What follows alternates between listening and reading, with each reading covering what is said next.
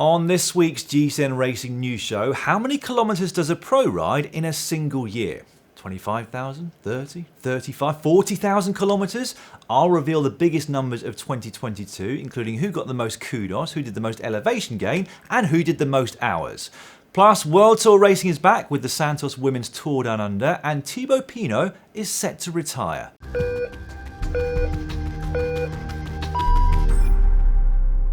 This week in the world of racing, we learnt that WorldTour Racing is back. The Women's Santos Tour Down Under commenced on Sunday, and after two stages, Alexandra Manley is in the leader's jersey. More on that later on. We also learnt that this will be Thibaut Pinot's final season as a pro rider, and that Mark Cavendish still hasn't been officially confirmed as an Astana rider, despite being pictured getting into an Astana car last week. And finally, we learnt that pro riders cover one hell of a distance on their bikes each year. We often hear it, don't we? About 30,000 kilometres is normally the quote. But is that really true? Well, thanks to VeloFacts, we've got a real insight into the actual figures. They collated data from all the riders who share their rides on Strava in 2022, and there are more than 80 riders who covered at least 30,000 kilometres last year. Remco Evenepoel, who had one of the most successful seasons of any male pro last year, is also right up there when it comes to distance ridden. 35,870 kilometres puts him in second place. But he is some way behind the rider who covered the biggest distance last year, which was 40,401 kilometres. Who did that? Lieuwe Westra. Not the best known rider in the world, but he races for Arkea Samsic primarily as a domestique. Now, of those 40,000 kilometres, only 13,000 were completed in races, so Westra clearly likes to train.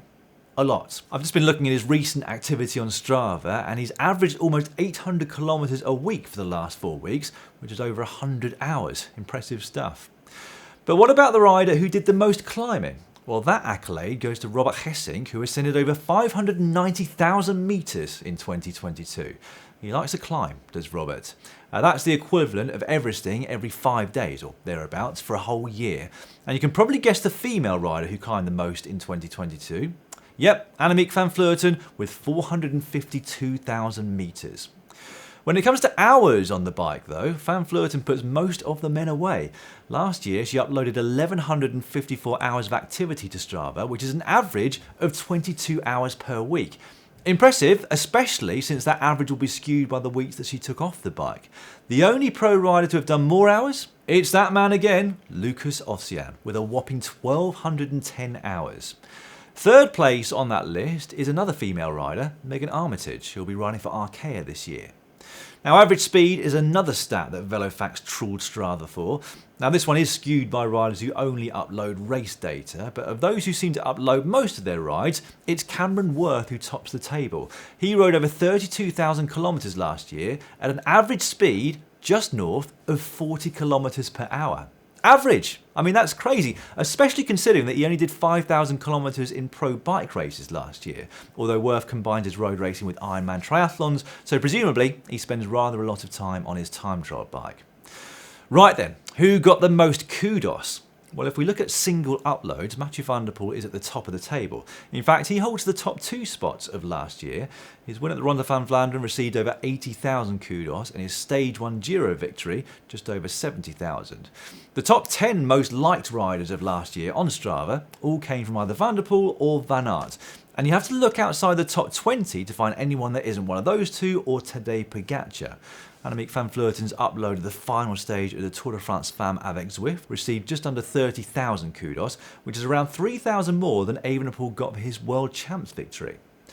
Now, if you'd like to get more stats like these, make sure you follow VeloFacts on Twitter. There's some really interesting stuff if you're into your stats, like I am. Also, do you know anyone that rode further as a non-pro cyclist last year? You can let me know in the comments section down below. Right, shall we move on to some actual racing now? Most European countries had their national championships in Cyclo-cross at the weekend, and I shall start with the two that we had live on GCN+. Here in the UK, reigning champion Thomas Mean gained an early advantage at the front of the race, and for a while, his biggest challenger, Cameron Mason, was nowhere to be seen. He'd had a particularly bad start, but soon clawed his way through the field, eventually catching and passing Mean to take his first ever national championship win. Joe Blackmore took silver over 2.5 minutes down, with Mean having to settle for bronze on this occasion. In the women's, it was no surprise to see Zoe Bäckstedt get off to a great start, and even less of a surprise to see her continue growing her advantage, particularly in the absence of Anna Kay. By the finish, she was over 3 minutes clear of Annie Last, who took the silver medal. In France, Clément Venturini, who rides on the road for AG2R, took a narrow 6-second victory over Francis Dubé. That's his 5th title from the last 7 editions. The women's was narrowly won by Elaine Clauzel over Lena Burkier. Other notable performances came in Luxembourg, where we had a new women's national champion for the first time since 2008. Christine Majerus has won the 12 titles in a row, but decided not to compete this year, which allowed Marie Schreiber to take the limelight and her first elite title. Blanka Vas took her 5th consecutive Hungarian title, whilst Puk Pieter became the youngest ever winner of the Women's Dutch National Championship Cyclo-cross. She got the better of her teammate Alvarado on the day, with Fem van Empel only taking the bronze. Lars van der Haar took his 4th title in the men's race there, whilst in Belgium there was a bit of beef. Michael van Torenhout took the win ahead of former teammate Laurens Sweeck, but apparently Van Torenhout's pit crew twice got in the way of Sweeck, who obviously wasn't particularly happy about that. In the women's race, Sanne Cant continued an incredible run of success. She has now won the last 14 editions of the National Championships, something that I doubt will ever be repeated. Right, I'll move on from cyclocross now though, as I want to get onto the Santos Women's Tour Down Under. It's great to have road racing back on our screens, isn't it? Although I will admit, I wasn't committed enough to get up early in the morning to watch the racing live. I've been catching it up on demand when I wake up. The women's race kicked off on Sunday with the flattest of the 3 stages, but the expected bunch sprint was in doubt for a while when Trek Segafredo managed to split the bunch in crosswinds. One of the riders caught out there was one of the favourites for the overall, Grace Brown, but thankfully for her and everybody else that had been left behind, the race did eventually come back together. The finish was still quite chaotic though, with Joko Alula starting their lead out a long way from the finish, probably too far actually, as they'd run out of energy before they could get Georgia Baker to the final couple of 100 metres. Without any other sprint trains at the race, it was a bit of a free-for-all in the final sprint to the line, but here's how it unfolded. Clara Caponi hits the front, and through the centre comes Pikulik for the human-powered health team. It's going to be between Clara Caponi and Daria Pikulik. Is she going to get human-powered health to the front here? It's human-powered health. So a brilliant win on day 1 for Daria Pikulik, and as Marty said in his commentary, what a fantastic way to start with a brand new team for her. Pikulik signed with human-powered health in the off-season. Stage 2 was hillier, but we were by no means guaranteed splits or a GC battle. Amanda Spratt, though, was determined to make it one, attacking with a kilometre to go at the top of the final climb of the stage and managing to get a decent gap despite the fairly shallow gradient there. There were 2 problems for Spratt, though. Firstly, there were still 10k's to go once she crested Mount Lofty, and secondly, FDJ were determined to chase her back. Grace Brown was one of those riders, helped by Los Adagist, who some of you will remember from the Zwift Racing League. Eugenie Duval was also there in attendance, but Spratt was eventually brought back by a strong last-minute showing by Ruby Roseman Gannon. That work that she did was finished off in fine style by Alexandra Manley, who took both the stage and the leader's yellow jersey.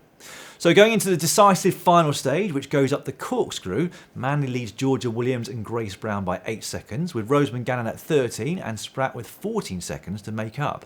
You can bet your bottom dollar, though, that Spratt will do everything in her power to take that time back, and given the power that she displayed today, she is still my favourite to win the general classification. That race will conclude with the 3rd and final stage tomorrow morning, in the early hours of tomorrow morning if you're watching from Europe, and a little later the men's race will kick off with a 5.5km prologue in the centre of Adelaide. That will be live for you on GCN Plus if you're in Europe, excluding France, Denmark and Norway, or the Asia Pacific, excluding Australia, New Zealand, China and Japan. Now, I was just having a quick look at the odds for the race this morning, and it's Michael Matthews who's starting as the favourite, ahead of Ethan Hayter, Magnus Sheffield and Luke Plapp. The opening prologue, incidentally, we were ridden on road bikes rather than time trial bikes. Will that likely change the winner? Might have a little effect, but I think Ethan Hayter is the standout favourite for that opening stage. We've also got a full weekend of cyclocross for you with the exact cross from Zonnebecker on Saturday and then the highly anticipated Benidorm round of the World Cup on Sunday. Now, there's a real buzz around that particular event with a huge number of tickets having already been sold. So I reckon it's well worth tuning in for, if you're not there live, as much to see the atmosphere on your TV as for the races themselves. Territory restrictions apply to that one. Now, as things stand, we don't have the full start list, but with the days now ticking down to the World Championships, I'd expect many of the best riders to compete there. Now, those of you who watched our video on cycling's future stars last week will already have seen what our documentary release is for tomorrow, but for those of you who didn't, I'll let you know now. It's a two-parter called Race of the Future, and it's a fly-on-the-wall documentary that was filmed at the 2022 Tour de l'Avenir. We managed to get exclusive access to the race's best riders, from the team campers to hotel rooms, and even inside the peloton. Now, as many of you will already know, doing well at the Tour de l'Avenir is a very strong indicator that you're going to go on to future success as a pro. It's an incredibly competitive event. Here's a quick trailer for you to watch now. Welcome to the Tour de l'Avenir, the race where cycling's future champions reveal themselves. Dubbed the Mini Tour de France, the best under-23 rides in the world come here every year to compete over 10 days of fierce racing. A big attack so far from the finish. And look at him go, taking some risks here. With exclusive fly-on-the-wall access from start to finish, Vous avez carte blanche pour attaquer. I've been fishing like 3 times in my life. Catch of the day, that one. I'm disappointed in you, we'll introduce you to the riders who could light up pro cycling over the next decade. Hello, I'm Kian Uitenbroeks and I like to climb. I guess I consider myself one of the favourites alongside also my teammate Tom.